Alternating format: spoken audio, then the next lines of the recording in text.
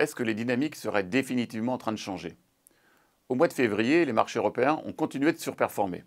L'Eurostoxx a progressé de 3,4% pendant que le S&P 500 perdait 1,4%. L'agitation et les menaces de Donald Trump n'ont pour l'instant pas les effets attendus. L'Europe retrouve une unité et les Américains s'inquiètent.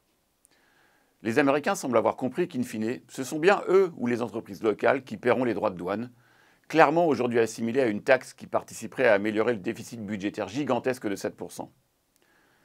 Les marchés US ont donc rendu toute la hausse accumulée après l'élection présidentielle de fin 2024.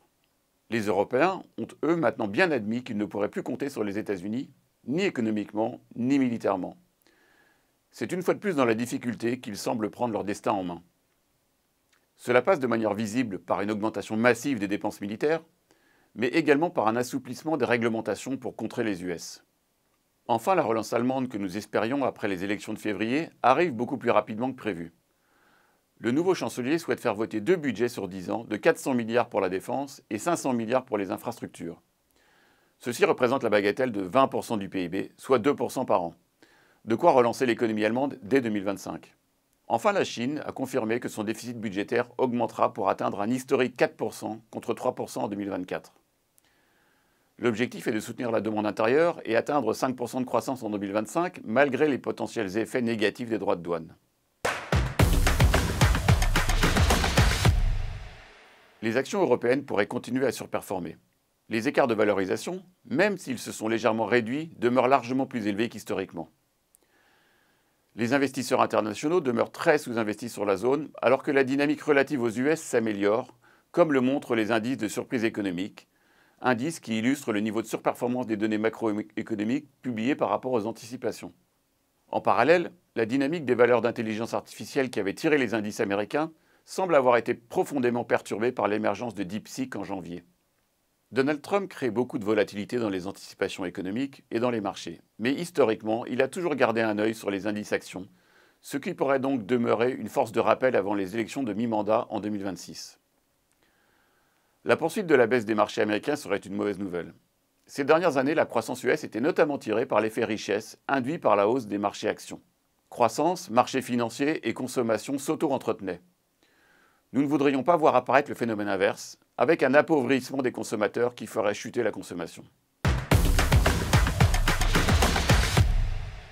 La question à laquelle nous avons choisi de répondre ce mois-ci est la suivante. Comment l'Allemagne peut-elle agir aussi vite et quels impacts?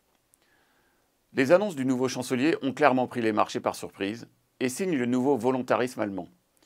Friedrich Merz souhaite faire voter l'essentiel des dépenses avant que la nouvelle chambre élue fin février n'entre en fonction.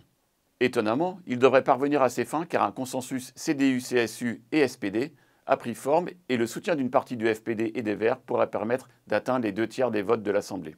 La volonté de rapidement modifier la Constitution pour amender la règle du frein à l'endettement montre que le pays souhaite investir dans la durée. Avec un taux d'endettement de seulement 60%, les finances peuvent se le permettre. Les montants évoqués plus haut changent potentiellement la donne économiquement mais également politiquement. D'un point de vue économique, la hausse du PIB en 2025-2026 pourrait atteindre 0,6% et 2% au lieu de 0,3% et 1% actuellement dans le consensus. D'un point de vue politique, outre une Allemagne qui pourrait redevenir un moteur européen, l'ambition est clairement marquée de s'affranchir des États-Unis. Le retour de l'Europe devient un scénario plus crédible.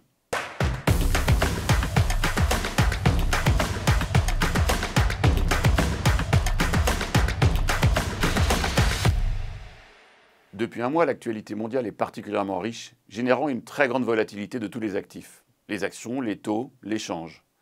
Il est devenu d'autant plus important de garder un scénario économique objectif et ne jamais réagir à chaud dans son allocation. Comme déjà souligné par le passé, l'économie globale demeure solide même si de nombreux risques sont à surveiller. Les marchés européens pourraient encore bénéficier de la nouvelle dynamique politique de la zone euro. Nous vous remercions pour votre attention et vous donnons rendez-vous le mois prochain pour un nouveau point marché.